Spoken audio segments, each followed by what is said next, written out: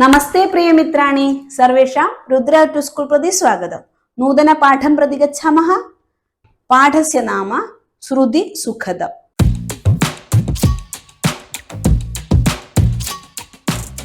दशमः पाठः श्रुति सुखदम्।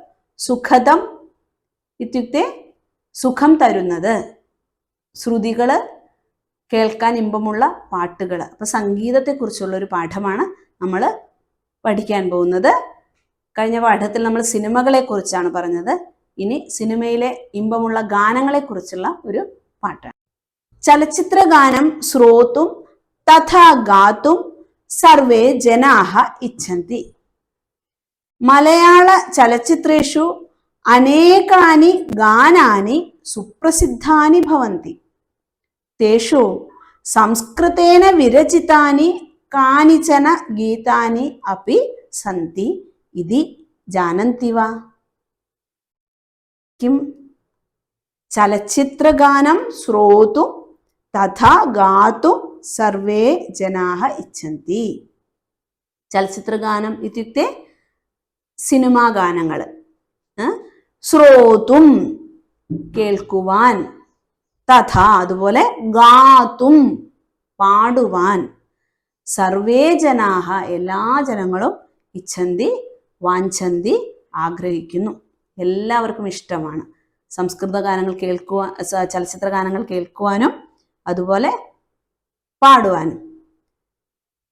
മലയാള ചലച്ചിത്രേഷു മലയാള ചലച്ചിത്രങ്ങളിൽ, അത് മലയാള സിനിമകളിൽ അനേകാനി ഗാനാനി അല്ലെ ആയിരക്കണക്കിന് ലക്ഷക്കണക്കിന് ഗാനങ്ങളുണ്ട്. സുപ്രസിദ്ധാനി ഭവന്തി വളരെ പ്രസിദ്ധങ്ങളായ ഒരുപാട് പാട്ടുകൾ നമുക്കറിയാം. തേഷു അവയിൽ സംസ്കൃതേന വിരചിതാനി കാനിചന ഗീതാനി അപി സന്തി. ജാനന്തി വാ? കിം സംസ്കൃതേന വിരചിതാനി മലയാള ചലച്ചിത്രങ്ങളിൽ, മലയാള സിനിമകളിൽ, ചലച്ചിത്ര ഗാനങ്ങളിൽ സംസ്കൃതത്തിൽ എഴുതിയവ, സംസ്കൃത വരികൾ ഉള്ള, സംസ്കൃത ഭാഷ ഉപയോഗിച്ച് എഴുതിയ ഗാനങ്ങളും പ്രസിദ്ധങ്ങളായ ചില ഗാനങ്ങളുണ്ട്. അത് നിങ്ങൾക്കറിയാമോ എന്നാണ് ചോദ്യം. ജാനകി ജാനേ നിങ്ങൾ കേട്ടിട്ടുണ്ടാവും. ജാനകി ജാനേ രാമ, പാട്ട് നമ്മളെല്ലാവരും കേട്ടിട്ടുണ്ടാവും. ജാനകി ജാനേ ഇതി ഗാനം ശ്രുതവന്തഃ കിം, നിങ്ങൾ കേട്ടിട്ടുണ്ടോ? ഗാനമിതം കേന വിരചിതം, ഈ പാട്ട് കേന ആരാൽ വിരചിതം എഴുതപ്പെട്ടതാണ്, ആരാണ് ഈ പാട്ട് എഴുതിയത് എന്ന് നിങ്ങൾക്ക് അറിയാമോ എന്നാണ് ചോദ്യം. അവിടെ ഒരു ചിത്രം കാണാം, ഒരു മഹാത്മാവിന്റെ ചിത്രമുണ്ട്. അത് ആരാണ്? ഈ പാട്ടുകൾ എഴുതിയ ആളുടെ ചിത്രമാണ്. ഇനി അവരെ കുറിച്ച് ഇവിടെ പറയുന്നു, നോക്കാം. ധ്വനി നാമ മലയാള ചലച്ചിത്രസ്യ ഇദം ഗീതം സംസ്കൃത ഭാഷയാ വിരചിതം. ധ്വനി എന്ന പേരുള്ള മലയാള ചലച്ചിത്രസ്യ മലയാള സിനിമയിലെ ഇദം ഗീതം ഈ പാട്ട് സംസ്കൃത ഭാഷയാ വിരചിതം, സംസ്കൃത ഭാഷയിലാണ് എഴുതിയിട്ടുള്ളത്. വെറുതെ ആ തുടക്ക ജാനകി ജാനേ രാമ എന്ന വരി മാത്രമല്ല, ആ പാട്ട് മുഴുവനായും സംസ്കൃത ഭാഷയിലാണ് എഴുതപ്പെട്ടിട്ടുള്ളത്. സുപ്രസിദ്ധ ഗാനരചയിത യൂസഫ് അലി കേച്ചേരി മഹാഭാഗഃ ഏവ അസ്യ ഗാനസ്യ രചയിത. സുപ്രസിദ്ധ ഗാനരചയിത, വളരെ പ്രസിദ്ധനായ, മലയാള ചലച്ചിത്ര രംഗത്തെ വളരെ പ്രഗത്ഭനായ പ്രസിദ്ധനായ കവിയാണ് യൂസഫ് അലി കേച്ചേരി. ഒരുപാട് ഗാനങ്ങൾ അദ്ദേഹത്തിന്റെ തൂലികയിൽ നിന്ന് പിറന്നിട്ടുണ്ട്. അദ്ദേഹമാണ് ഈ പാട്ടും എഴുതിയിരിക്കുന്നത്, സംസ്കൃത ഭാഷയിൽ എഴുതിയിരിക്കുന്നത്. സുപ്രസിദ്ധ ഗാനരചയിത യൂസഫ് അലി കേച്ചേരി മഹാഭാഗഃ ഏവ അസ്യ ഗാനസ്യ രചയിത. ഇപ്പൊ നിങ്ങൾക്ക് ആ ചിത്രത്തിൽ കൊടുത്തിരിക്കുന്നത് ആരാണെന്ന് മനസ്സിലായിട്ടുണ്ടാവും. അഭിഭാഷകഃ നിദേശകഃ ഗാനരചയിത ഇതി വിവിധാസു വൃത്തിഷു പ്രസിദ്ധഃ അയം കവിഃ സംസ്കൃതേ ബഹൂനി ചലച്ചിത്ര ഗീതാനി ലിഖതി സ്മ. അദ്ദേഹം അഭിഭാഷകനായിരുന്നു. അഭിഭാഷക എന്ന് പറഞ്ഞാൽ വക്കീലായിരുന്നു. നിദേശക സംവിധായകനായിട്ടുണ്ട്. ഗാനരചയിത ഒരുപാട് ഗാനങ്ങൾ രചിച്ച കവിയാണ്. ഇങ്ങനെ വിവിധാസു വൃത്തിഷു, വൃത്തി പ്രവൃത്തി, വിവിധാസു അനേകേഷു പല വിധത്തിലുള്ള വിവിധങ്ങളായ പ്രവൃത്തികളിൽ പ്രസിദ്ധ, ഈ എടുത്ത ജോലികളിലൊക്കെ അയാൾ സുപ്രസിദ്ധനാണ്. അയം കവി, ഈ കവി സംസ്കൃതേ ബഹൂനി ചലച്ചിത്ര ഗീതാനി, സംസ്കൃതത്തിൽ ഈ ഒരു പാട്ടല്ല ഒരുപാട് പാട്ടുകൾ, ബഹൂനി ചലച്ചിത്ര ഗീതാനി ലിഖതി സ്മ, എഴുതിയിരുന്നു. തൃശൂർ ജില്ലായാം കേച്ചേരി ഗ്രാമേ അയം മഹോദയ അജായത, തൃശൂർ ജില്ലയിലെ കേച്ചേരി എന്ന ഗ്രാമത്തിലാണ് ഈ മഹാത്മാവ് ജനിച്ചത്, അജായത ജനിച്ചത്. പ്രസിദ്ധ സംസ്കൃത പണ്ഡിത, പ്രസിദ്ധനായ മഹാപണ്ഡിതനായ പ്രൊഫസർ KP നാരായണ പിഷാരടി മഹോദയ ഏവ അസ്യ സംസ്കൃതാചാര്യ. വളരെ ചെറിയ കാലത്തിൽ തന്നെ അദ്ദേഹം സംസ്കൃതം പഠിച്ചിട്ടുണ്ട്. അദ്ദേഹത്തിന്റെ ഗുരു എന്ന് പറയുന്നത്, യൂസഫ് അലി കേച്ചേരിയെ സംസ്കൃതം പഠിപ്പിച്ച ആചാര്യൻ എന്ന് പറയുന്നത് സംസ്കൃതത്തിൽ കേരളത്തിൽ വളരെ പ്രസിദ്ധനായ പ്രൊഫസർ KP നാരായണ പിഷാരടി മഹോദയ ഏവ, അദ്ദേഹമാണ്. നാരായണ പിഷാരടി എന്ന് പറയുന്ന അദ്ദേഹമാണ് യൂസഫ് അലി കേച്ചേരിയുടെ ആചാര്യൻ, ഗുരു. ചഞ്ചല ചഞ്ചല നയനം ജാനകി ജാനേ കൃഷ്ണകൃപാസാഗരം ബ്രൂഹി കൃഷ്ണ മാമവ മാധവ മധുമാധി ആഗമയ ലസിതേ ഗേയം ഹരിനാമധേയം. യൂസഫ് അലി കേച്ചേരി മഹോദയേന രചിതാനി ഏതാനി സംസ്കൃത ഗീതാനി പ്രസിദ്ധാനി ഭവന്തി. നമ്മൾ ജാനകി ജാന എന്ന് പറഞ്ഞതുപോലെ മറ്റ് യൂസഫ് അലി കേച്ചേരിയുടെ പ്രസിദ്ധങ്ങളായ ചില പാട്ടിന്റെ വരികളാണ് മുകളിൽ കൊടുത്തത്. യൂസഫ് അലി കേച്ചേരി മഹോദയേന, യൂസഫ് അലി കേച്ചേരി എന്ന മഹാത്മാവിനാൽ രചിതാനി എഴുതപ്പെട്ടിട്ടുള്ള ഏതാനി സംസ്കൃത ഗീതാനി പ്രസിദ്ധാനി ഭവന്തി, ഈ സംസ്കൃത ഗീതങ്ങൾ മലയാളത്തിൽ വളരെ പ്രസിദ്ധങ്ങളാണ്. കേരള സാഹിത്യ അക്കാദമി പുരസ്കാര, ഓടക്കുഴൽ പുരസ്കാര, വള്ളത്തോൾ പുരസ്കാര ഇത്യാദീൻ ബഹൂൻ പുരസ്കാരാൻ പ്രാപ്തവാൻ അയം. കേരള സാഹിത്യ അക്കാദമി പുരസ്കാരം, അതുപോലെ ഓടക്കുഴൽ പുരസ്കാരം, വള്ളത്തോൾ പുരസ്കാരം ഇത്യാദീൻ ബഹൂൻ പുരസ്കാരം തുടങ്ങിയ ഇങ്ങനെയുള്ള ഒരുപാട് പുരസ്കാരങ്ങൾ പ്രാപ്തവാൻ അയം, പ്രാപിച്ചിട്ടുള്ള കിട്ടിയിട്ടുള്ളവരാണ് ഇദ്ദേഹം. മഴ ഇതി ചലച്ചിത്രസ്യ, മഴ എന്ന് പറയുന്ന ചലച്ചിത്രത്തിലെ ഗേയം ഹരിനാമധേയം ഇതി സംസ്കൃതഗാനസ്യ രചനയ അയം മഹോദയ ദേശീയ ചലച്ചിത്ര പുരസ്കാരേണ സമാദൃത. മഴ എന്ന സിനിമയിലെ, മഴ എന്ന മലയാള ചലച്ചിത്രത്തിലെ ഗേയം ഹരിനാമധേയം എന്ന പാട്ടിന്, അദ്ദേഹത്തിന്റെ രചനയ്ക്ക്, സംസ്കൃത ഗാനരചനയ്ക്കുള്ള ദേശീയ ചലച്ചിത്ര പുരസ്കാരേണ സമാദൃത, ദേശീയ ചലച്ചിത്ര പുരസ്കാരത്താൽ അദ്ദേഹം ആദരിക്കപ്പെട്ടിട്ടുണ്ട്. ഏതേഷാം സംസ്കൃത ഗാനാനാം ആലപനേന സംസ്കൃത ഭാഷായാഹ ലളിത കോമളത്വം മാധുര്യം ച അനുഭവിത്തും ശക്നോതി. ഏതേഷാം ഇങ്ങനെയുള്ള ഇവയുടെ സംസ്കൃത ഗാനാനം, ഈ സംസ്കൃത ഗാനങ്ങളുടെ ആലപനേന പാടൽ കൊണ്ട് അല്ലെങ്കിൽ ആ പാട്ടിലൂടെ സംസ്കൃത ഭാഷായാഹ സംസ്കൃത ഭാഷയുടെ ലളിത കോമളത്വം, വളരെ ലളിതമായ വരികളാണ്, അതിൻ്റെ സുന്ദരമായ വരികളാണ്, മാധുര്യം അതുപോലെ മധുരമായ വരികളാണ്. അങ്ങനെ നമുക്ക് അതിൻ്റെ ആ ഒരു മാധുര്യം അനുഭവിതും ശക്നോതി, അനുഭവിക്കാൻ കഴിയുന്നുണ്ട്. ആ പാട്ടുകളൊക്കെ കേൾക്കുമ്പോൾ നമ്മൾ അറിയാതെ അതിൽ ലയിച്ച് ഇരുന്നു പോവാറുണ്ട് എന്നർത്ഥം. ഇത്രയുമാണ് ഈ പാഠത്തില് സംസ്കൃതത്തിൽ എഴുതിയ മലയാള സിനിമയിലെ പാട്ടുകളെക്കുറിച്ചും അത് കൂടുതലായി എഴുതിയിട്ടുള്ള നമ്മുടെ യൂസഫ് അലി കേച്ചേരി എന്ന അദ്ദേഹത്തെക്കുറിച്ചുമാണ് ഈ പാഠത്തിൽ നമ്മൾ പഠിച്ചത്. ഇനി ഈ പാഠത്തിന്റെ പദച്ഛേദത്തിലേക്ക് പോകാം. ഏതേന ഇവ, ഏതേന അധികം ഏവ, ഇത്യേതാനി ഇതി അധികം ഏതാനി, ഇത്യാദി ഇതി അധികം ആദി. ഇങ്ങനെയുള്ള പദച്ഛേദങ്ങൾ നിങ്ങളുടെ പുസ്തകങ്ങളിൽ, പാഠങ്ങളിൽ ഇനിയും ഉണ്ടാവും. അവ കണ്ടുപിടിച്ച് നിങ്ങളുടെ നോട്ട് പുസ്തകത്തിൽ എഴുതി പഠിക്കുക.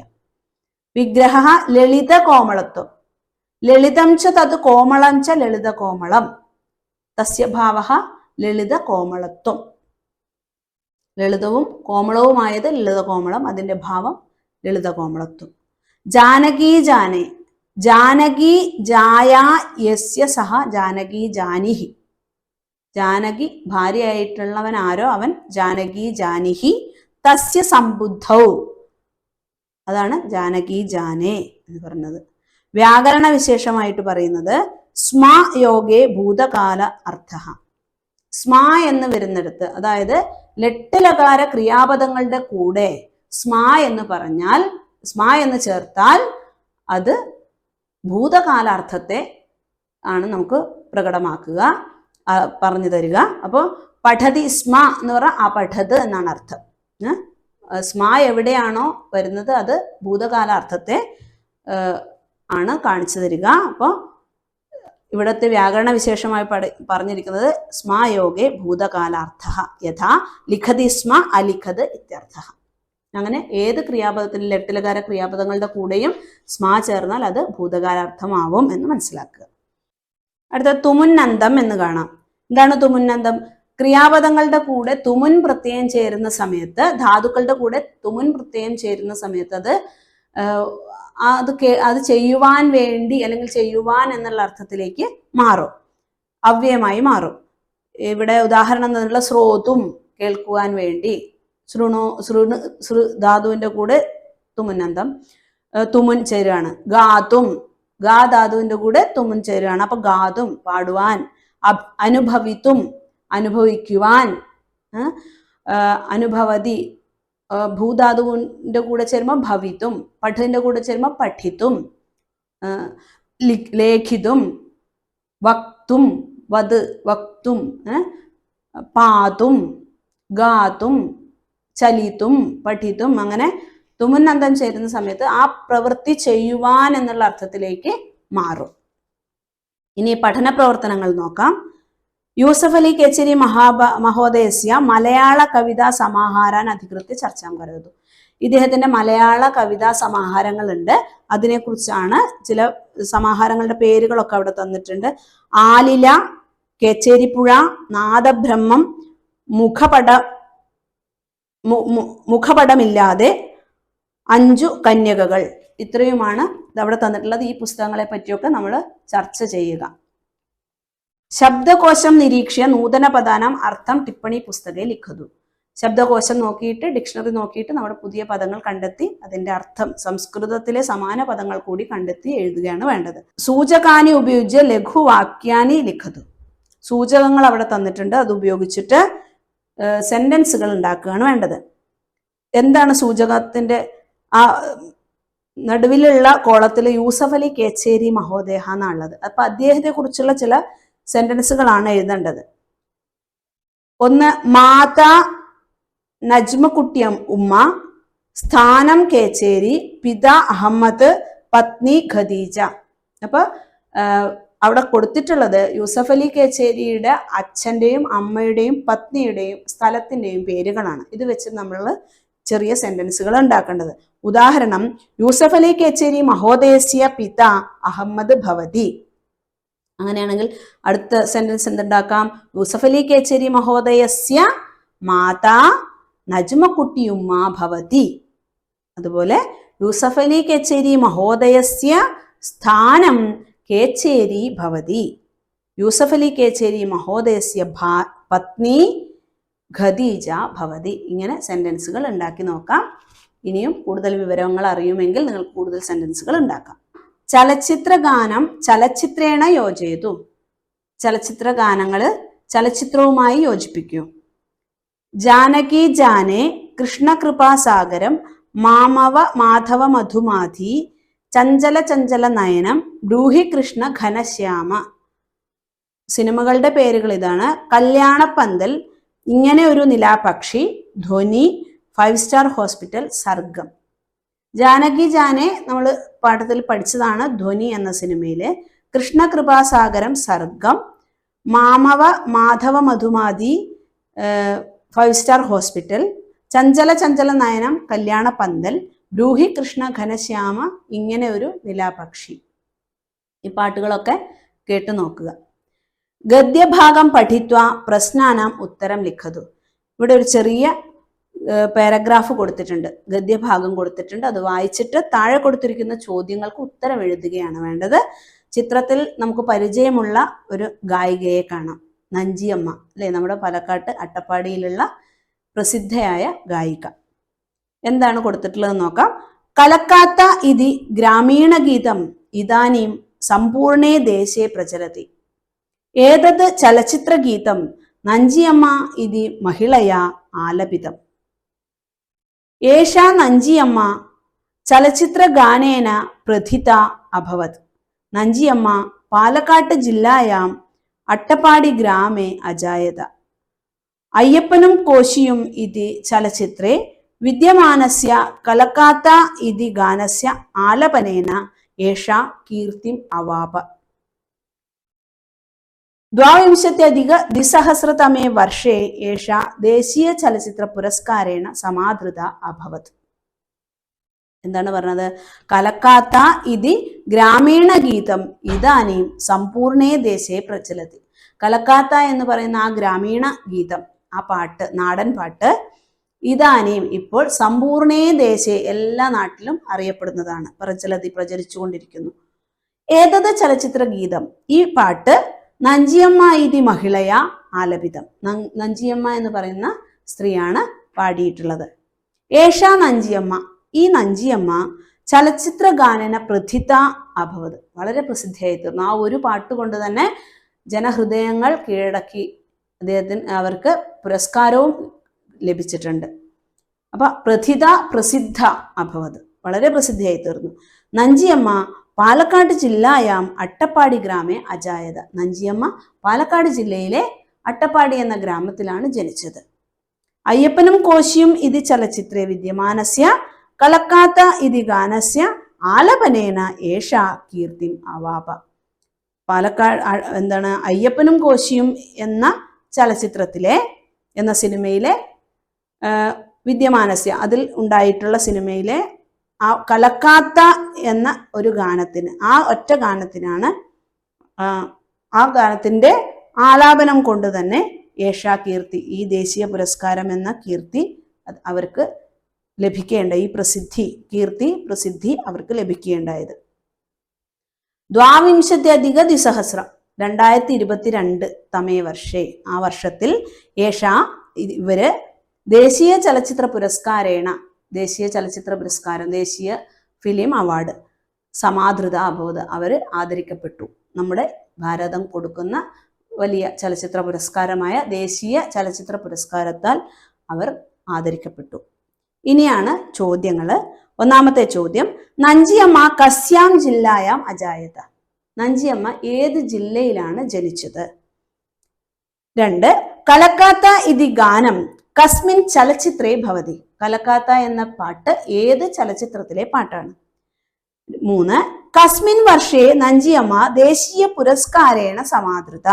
ഏത് വർഷത്തിലാണ് നഞ്ചിയമ്മ ദേശീയ പുരസ്കാരത്താൽ ആദരിക്കപ്പെട്ടത്? 4, യശഃ ഇതി പദസ്യ സമാനാർത്ഥകം പദം ഖണ്ഡികാതഃ സ്വീകൃത്യ ലിഖതു. യശഃ പ്രശസ്തി എന്ന അർത്ഥം വരുന്ന മറ്റു പദം സമാനാർത്ഥകമായിട്ടുള്ള പദം ഈ ഖണ്ഡികയിൽ നിന്ന് എടുത്തെഴുതുകയാണ് വേണ്ടത്. ഖണ്ഡികായാഹ ഉചിതം ശീർഷകം ദദാതു. ഈ ഖണ്ഡികയ്ക്ക്, ഈ പാരഗ്രാഫിന് ഉചിതമായ ഒരു തലക്കെട്ട് നൽകുക. ഇത്രയുമാണ് ഈ പാഠത്തിൽ നമ്മൾക്ക് ചെയ്യുവാനുള്ള കാര്യങ്ങൾ. ഇനി അധികതാഹ അംശാഹ എന്ന് കാണാം. സംസ്കൃത ചലച്ചിത്ര ഗീതാനി അധികൃത്യ ചർച്ചാം അകരോത്. സംസ്കൃത ചലച്ചിത്ര ഗീതങ്ങൾ, മലയാള ഭാഷയിലെ സിനിമകളിലുള്ള സംസ്കൃത ചലച്ചിത്ര ഗീതങ്ങളെ കുറിച്ചാണ് നമ്മൾ ചർച്ച ചെയ്തത്. നൂതന പദാനാം അർത്ഥം ടിപ്പണി പുസ്തകെ അലിഖത്. പുതിയ പദങ്ങൾ കണ്ടെത്തുകയും അവയുടെ അർത്ഥം നമ്മൾ നോട്ട്ബുക്കിൽ എഴുതുകയും ചെയ്തു. യൂസഫ് അലി കേച്ചേരിയും അധികൃത്യ ലഘുവാക്യാനെ അലിഖത്. യൂസഫ് അലി കേച്ചേരിയെ കുറിച്ച് അദ്ദേഹത്തിന്റെ അമ്മയുടെ പേര്, അച്ഛന്റെ പേരൊക്കെ തുടങ്ങി നമ്മൾ അങ്ങനെ ചെറിയ വാക്യങ്ങൾ എഴുതാൻ പഠിച്ചു. ചലച്ചിത്ര ഗീതാനി അധികൃത്യ അവാഗച്ചു. ചലച്ചിത്ര ഗീതങ്ങളെ കുറിച്ച് കുറച്ചുകൂടി മനസ്സിലാക്കി, നമ്മൾ സിനിമയുമായി ബന്ധിപ്പിക്കുകയും ആ ഒരു സന്ദർഭത്തെക്കുറിച്ച് ക്ലാസ്സുകളിൽ ചർച്ച ചെയ്യുകയും ചെയ്തു. ഗദ്യഭാഗം പഠിത്വ പ്രശ്നാനാം ഉത്തരം അവതത് അലിഖത്. നഞ്ചിയമ്മയെ കുറിച്ചുള്ള ആ പാരഗ്രാഫ് വായിക്കുകയും ആ താഴെ തന്നിട്ടുള്ള ചോദ്യങ്ങൾക്ക് നമ്മൾ കൃത്യമായ ഉത്തരം കണ്ടെത്തുകയും ചെയ്തു. ഇനി അനുബന്ധ. ഇകാരാന്ത പുല്ലിംഗ കവിശബ്ദ. നമ്മൾ അകാരാന്തം ആകാരാന്ത ശബ്ദങ്ങളൊക്കെ കഴിഞ്ഞ പാഠങ്ങളിലൊക്കെ കണ്ടിട്ടുണ്ട്. ഇനി ഇകാരാന്ത ശബ്ദം, ഈ എന്ന അന്തത്തിൽ അവസാനിക്കുന്ന ശബ്ദമായിട്ടുള്ള കവി എന്ന ശബ്ദത്തിന്റെ 7 വിഭക്തിയിലുമുള്ള രൂപങ്ങളാണ് താഴെ തന്നിട്ടുള്ളത്. പ്രഥമ വിഭക്തി ഏകവചനം കവിഹി, ദ്വിവചനം കവി, ബഹുവചനം കവയഃ. സംബോധന പ്രഥമ ഏകവചനം ഹേ കവേ, ദ്വിവചനം ഹേ കവി, ബഹുവചനം ഹേ കവയഃ. ദ്വിതീയ വിഭക്തി ഏകവചനം കവിം, ദ്വിവചനം കവി, ബഹുവചനം കവീൻ. തൃതീയ വിഭക്തി ഏകവചനം കവിന, ദ്വിവചനം കവിഭ്യാം, ബഹുവചനം കവിഭിഹി. ചതുർത്ഥി വിഭക്തി ഏകവചനം കവയേ, ദ്വിവചനം കവിഭ്യാം, ബഹുവചനം കവിഭ്യഃ.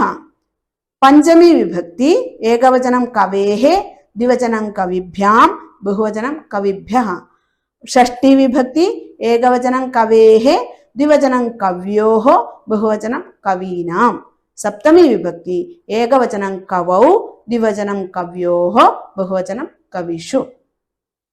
വിഭക്തി അർത്ഥങ്ങൾ നമ്മൾ മുൻപ് പറഞ്ഞതുപോലെ തന്നെയാണ്. ഇനി ഗൈ ധാതുഹു പരസ്മൈപദി ലോട്ട്. ഗൈ ധാതുഹു പരസ്മൈപദി ലോട്ട്. പ്രഥമ പുരുഷ ഏകവചനം ഗായത്തു, ഗായതാത്, ദ്വിവചനം ഗായതാം, ബഹുവചനം ഗായന്തു. മധ്യമ പുരുഷ ഏകവചനം ഗായ, ഗായതാത്, ദ്വിവചനം ഗായതം, ബഹുവചനം ഗായത. ഉത്തമ പുരുഷ ഏകവചനം ഗായാനി, ദ്വിവചനം ഗായാവ, ബഹുവചനം ഗായാമ. ഇനി അമരകോശ യശഃ, പ്രശസ്തി എന്നർത്ഥം വരുന്ന യശഃ എന്ന ശബ്ദത്തിന്റെ അമരകോശ രൂപങ്ങളാണ്. യശഃ കീർത്തി സമജ്ഞാച, യശഃ കീർത്തി സമജ്ഞാച, യശഃ കീർത്തി സമജ്ഞ. ഈ 3 പദങ്ങളാണ് പരിചയപ്പെടുത്തുന്നത്. അടുത്തത് ശബ്ദകോശ എന്ന് കാണാം, ഡിക്ഷണറിയാണ്. ഇതിലെ പുതിയ വാക്കുകളുടെ അർത്ഥങ്ങളുണ്ട്. ഇത്രയുമാണ് ഈ പാഠത്തിൽ നമ്മൾ ചർച്ച ചെയ്യുന്നതും മനസ്സിലാക്കുന്നതും. ഇതോടുകൂടി 5ാം ക്ലാസ്സിലെ പാഠഭാഗങ്ങൾ മുഴുവനും നമ്മൾ പഠിച്ചു കഴിഞ്ഞു. ഈ പുസ്തകത്തിന്റെ അവസാന ഭാഗത്ത് അക്ഷരമാല നൽകിയിട്ടുണ്ട്. സ്വരാക്ഷരങ്ങളും വ്യഞ്ജനാക്ഷരങ്ങളും സംസ്കൃതത്തിൽ നൽകിയിട്ടുണ്ട്. സംസ്കൃതം പഠിക്കാൻ ആഗ്രഹിക്കുന്ന ഏതൊരു വ്യക്തിക്കും ഈ പുസ്തകം ഒരു പ്രചോദനമാവട്ടെ. നമസ്തേ, പുനർമിലാമഹ, ധന്യവാദഃ, വന്ദേ സംസ്കൃതമാതരം.